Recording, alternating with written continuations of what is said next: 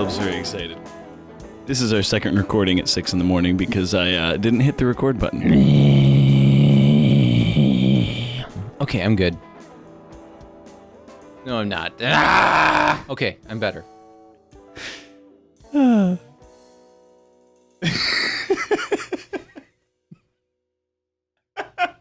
Let's do this! Again! Greetings, everybody. This is Morning Eggnog. My name is James Font, and with me is normal Caleb Font. Good morning, everybody. We're super excited because this is our second take at 6 in the morning because I didn't hit the record button the first time. Caleb's super excited about that. Yay! So we're going to jump right into it. This is going to be a shorter episode. If you're wondering why we're dressed the way we are, this is our promo, or this is the podcast we went to record for a cooking show we did. Cooking show. We did a cooking show where I made waffles and he made some special bacon. Yeah. Now, you have to put on your hat for at least 3 seconds. 1,000. It's my 2, Belgian 1,000, hat. 3. You're good. Yeah, his Belgian hat, which you will find out if you watch the video why it's his Belgian hat. So it'll be on James Fox podcast on YouTube in about a week or so. Or more. There'll be a link somewhere. Depending. So, Caleb. Yes. A while ago, I read funny Amazon. Yes, and it was reviews. fantastic. So I thought I'd rehash that because I didn't have anything to read. So basically, what he's saying is he didn't do any research, so he went back to an old foundation. Something that works. Which is great, because I was actually thinking of doing the same thing with extreme sports. I was we'll have to do that. But I came up with something different. So today's, the couple things I'm going to read about, one is the Bic Crystal For Her ballpoint pen. Oh, so for her. Yes, it's a For Her. Is there a for him? No. And actually, someone, Brittany, left a review about that. Hulk sad. Hulk demand Bic for men. But there's a Hawkette, so is that It's a She-Hulk. Oh, She-Hulk. I actually have several comics of that. I think I prefer Hawkette. Hawkette? Yeah, Hawkette. Hawkette. Hawkette. Hawkette. Hulkette. Hawkette. Hawkette. Okay, never mind. I'm going to stop doing that before I throw my neck out. Hawkette. I don't use another review on the Bic Crystal For Her pen. I don't use it for vulgar endeavors like math or filling out voter applications. But Bic for Her is a lovely little writing utensil all the same. Ask your husband for some extra pocket money to see if you can buy some. I feel a little passive aggressiveness in this particular review. I don't think people like the fact that Crystal For Her ballpoint pens from Bic are necessary. Well, what if it was crystal meth? For her. For her. It's pink. For her. Oh, there we go. You can get the regular meth. And now we're going to get people white. going, well, I'm a man and I like pink. And I'm like, well, I'm making a joke. Well, yes. Actually, pink was originally a manly color. It was worn in uniform, so that way it wouldn't show the blood when he got wounded. I mean, I guess. Is that man got a hole in him, or is that just his uniform? It's my uniform. This product is fantastic for those days when my prowess is suffering from that not-so-fresh feeling. That's from K. Gray.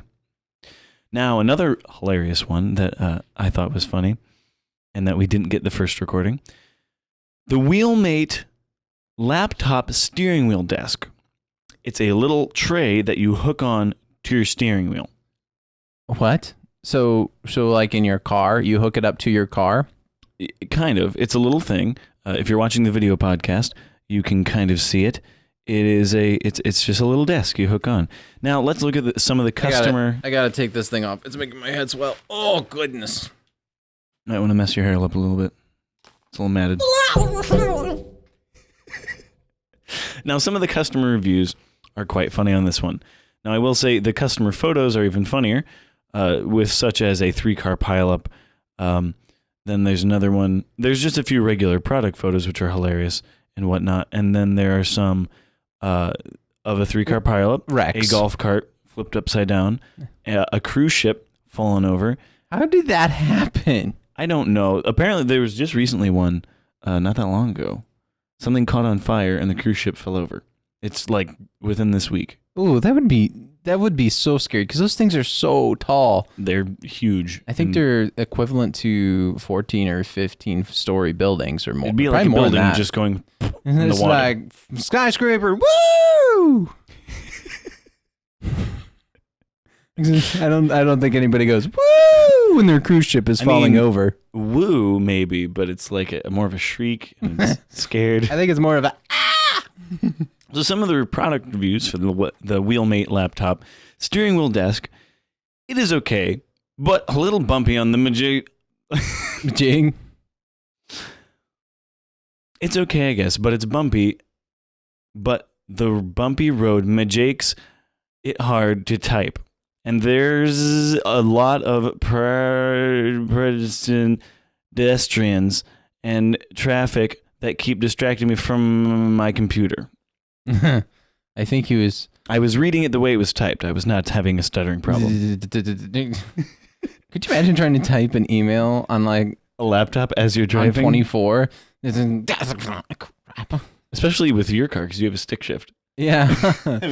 You'd smack it all the time by moving your knee around. Yeah. We actually have not laptops, but like tablets with keyboards in our car that flip down. We don't do it when we're driving, but sometimes like the police. Sometimes the police. Sometimes the keyboard will fall down and you're like bumping it with your knee as you're driving. You're like, stupid thing. I love emailing the highway patrol while I drive to let them know the tag numbers of cell phone using drivers. The tag names? That's what it says. So like the hashtag texting. Hashtag texting. I'm using this right now to post this review, and I never. So here in Ohio, when you get pulled over for a DUI too many times, you get a yellow license plate. So if you get caught texting, do you get a hashtag sticker? Hashtag that would texting be hilarious. Stuck on the back of your car. That would be great. Like, think about it. If you had a super nice car, and it goes on your bumper, and it's legally required for that to be there. That would be an epic, oof. That would be some incentive for people with nice cars. Because I hate stickers on my car. Me too. I will not let dumb. my wife put a sticker. Like she put magnets on the back of my car one time, just as a joke, and I was not happy. You're like, honey, what's on the back of your car? Oh, she's like, they're just magnets. Don't get so angry. I have some papers for you to sign. Yeah, not quite. So that's that one. Now the Tucson whole milk 1 gallon by Tucson. Wait. Is that milk? Like actual milk on? I don't know if it's powdered or not. I think it's just regular milk, but it's just ultra homogenized. I don't think that's the right word. How do you ship? I don't know. A gallon of milk. It's a gallon of milk you can buy on Amazon. Has anyone ever tried pouring this stuff over dry cereal? Awesome. That's one of the reviews. Okay. And then by this guy, they really need to put a warning label on this thing. Apparently, if you put it in your body, it will turn into urine. Think about that. If you put milk in your body, it turns into urine. You need to start telling the milk companies. Yeah. What if it turned into something else? Chocolate milk. I feel like that would hurt. Anyways. Uranium ore. Wait, what? A uranium ore. That's all it says by Images SI Incorporated. Okay, so it's probably for like X-ray machines and stuff. Maybe it's a little can. It's not like beard balm. Don't put this on your beard. It says it is not cat food. My cat's huge and doesn't really look like a cat much anymore.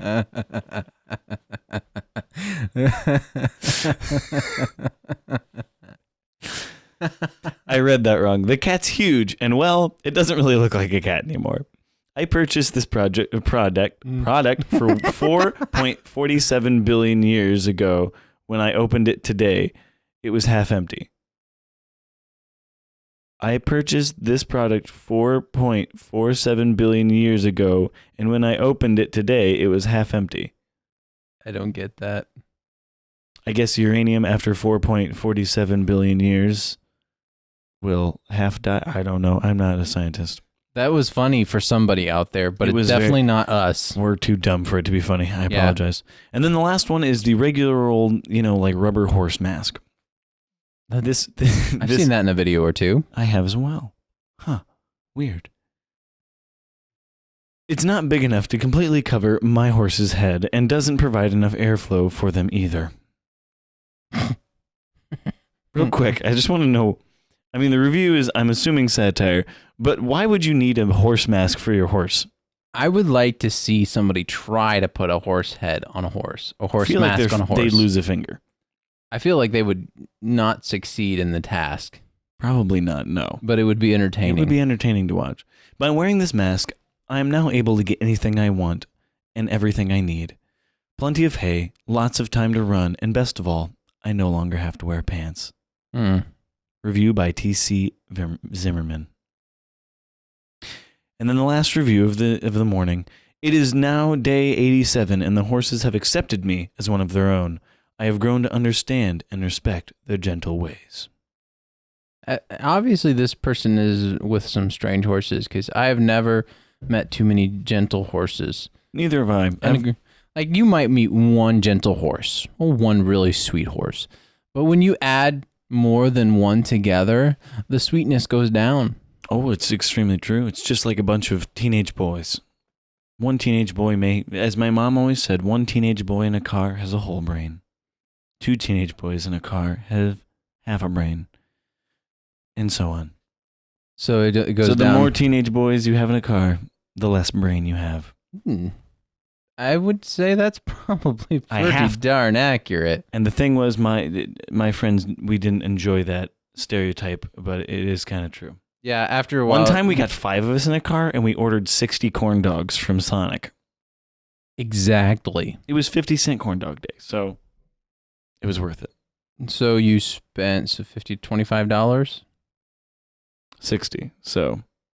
With tax? 30. What? You said 50 corn dogs. I meant 60 corn dogs. That makes the math a lot easier. Yep, so it's 30. A lot easier. You could tell I like math. Okay. So, recently, my wife has been wanting a dog.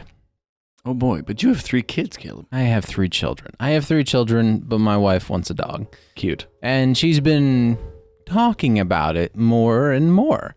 Now, how long has she wanted this dog? I would say she's wanted an animal for the past year, and she's really started kind of narrowing it down in the last 6 months. And you're really against cats? I am very much against cats. How about fish? Fish are really hard to take care of. They are, because you got to clean their water all the time. Tank, and you got to find ways to make them breathe. The setup of the fish is the hard part. But once you have one fish, you can have as many fish as you want.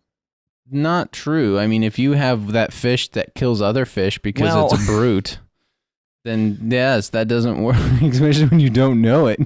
True. Here, I got you a friend, and you come down and you're it's like, I've had this goldfish for 27 years. Isn't it a magnificent thing? I also got him a little friend. Yeah, I got him a beta fish. The next morning, oh no. Timmy. Yes, I named my goldfish Timmy. Timmy, why did you kill Steve? Why? Anyways. The scary part when the goldfish kills the beta fish. Yeah, then you're kind of wondering, like, ooh. Once, when my wife and I lived in Kansas, we caught a centipede.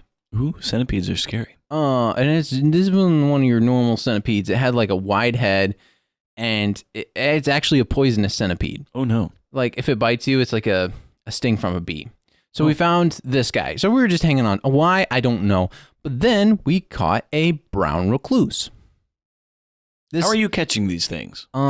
They were in our house. Our first house was kind of a poisonous critter place. It was scary. Yeah, one morning I woke up and I felt something skittering across my chest, and it was a brown recluse. Nope. Yep. Whole lot of nope. Yeah. I actually got bit by one. Oh, good heavens. Yeah. Did you go to the hospital? I did, but 2 days later, Mom was like, "Oh, just put a tea bag with some lemon on it and, take Benadryl." I'm like, okay. It's just a regular spider. Did she know? And I didn't know what it was at first. It just looked kind of weird. I'm like, "Mom, what did I?" So I did that. And then 2 days later, it was still still kind of there. And I'm like, well, I better just go make sure, because brown recluse bites you don't want to mess with. You don't want to mess with those. There's a lady almost who went to her church and almost lost a leg. Yeah. So I went, and the guy was like, this looks like a brown recluse spider, but it should be a lot uglier than this right now. He goes, I don't know what you... I put a tea bag and lemon. It's like, I don't know what you did, but it was working. So basically what they do is they give you an antibiotic, I think, or something, but then really high Tylenol or Benadryl. Because basically what happens is your body is reacting to the venom, like an allergy. Okay. So that's basically what's happening. But if you get bit, still. So if you get bit by a rattlesnake, just take a bunch of Benadryl. That's right. No, I think it's different. I think it's a different kind of. Anyways, so my wife was like, "Oh, let's see what happens when we put the two animals together." I don't think she was being nice, but the brown recluse disappeared the next day. So, and it was a closed container, so there was only one place it could go. Inside of the centipede. Yeah. So now I can't remember. Centipedes are poisonous, but millipedes are not. I don't know. Doesn't matter. Anyways, back to your dog. Back to dogs. Anyways, so my wife we've been looking at some dogs. Really don't want anything too tiny. You mean you don't want a yappy little dog? No, I don't want something that I can punt through a field pole. Like, you know, 20-yard field goal with your dog. Go. I don't want something like that. And I don't want something that I can ride to work, you know? You don't want an Afghan? No, I don't want anything ginormous or teeny tiny or super loud. I don't want super loud. So like kind of like a golden retriever, maybe. Maybe something like a golden retriever, but they shed like they do shed like crazy.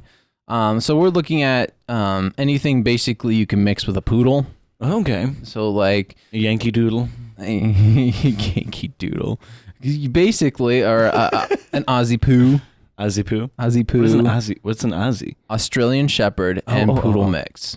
I know dogs very well. Aussie Poo, and then, you know, you got your golden poos, and there's a lot of poo. There's a lot of poo in the dog world. You basically take anything and mix it with a poodle, and it becomes poo. And then you got poo.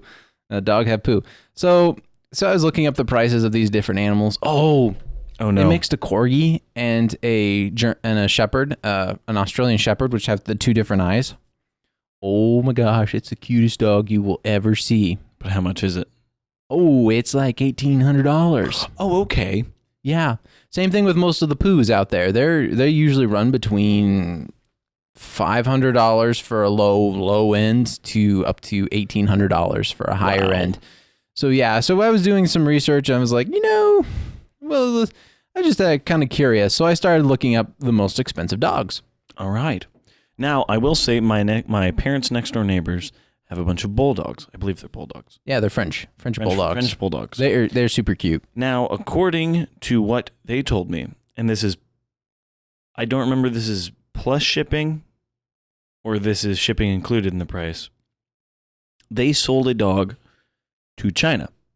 Okay. One of their French bulldogs to China for $6,000. I'd believe it. I didn't know dogs were that expensive. Yeah. Specific breeds are ridiculously expensive. So I'm surprised that's not $1,000. I'm surprised that's not on my list. But I'm guessing this doesn't include like shipping and all that stuff. Oh, probably not. So, a dog, which is also popular as man's best friend and companion, sometimes does not come without a price. Oh, no. Many dogs lovers willing to pay thousands of dollars for specific dog breeds. Here are the 10 most expensive dog breeds in the world. How do you say that? I do not know. Most of these I cannot pronounce. Just spell it out because it's such a lot. It's a Russian. Is it Russian? I would say Chizolskian Vlik.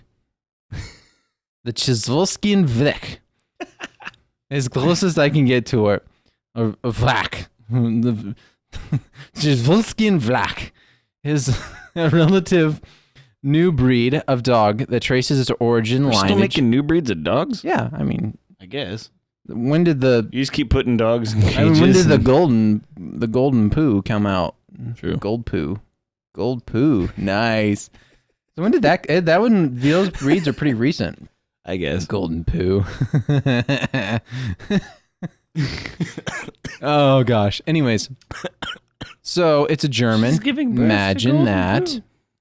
It's a combination of Shepherd and Wolf. Ooh. Of German Shepherd and Wolf. So that's pretty sweet. And how much does it sell for, Caleb? $1,500. That's pretty on the low end of dogs. All right. A Saluki. Saluki? Saluki is a royal dog of Egypt, also known as a, same thing I just said, been good friends to men since the Pharaoh's days. Weighs up to 60 pounds, 28 inches tall. So that's a tall dog. It's a tall dog, but very lithe. Yeah. It basically looks like a greyhound. It's a good way to say it. $225. $2,500. That's the next step. That's $1,000 more. Yeah, this dog is ugly. Think of a dog or a hairless cat. Think of a hairless cat, but dog. Dog. So a hairless cat, but dog. A Peruvian Orchid. As you can tell, I am excellent at different languages. This particular hairless dog is a breed of dog with its origins in Peruvian pre-Inca culture. It's one of several hairless dog breeds, and it costs $3,000. Wow. I wonder why these cost so much. Because they're rare. I would guess. say, like, they only come from a specific area. Most of these dogs, if you've heard, they kind of come from like royalty-based. True. So they're all inbred. Yeah, basically. Like royalty.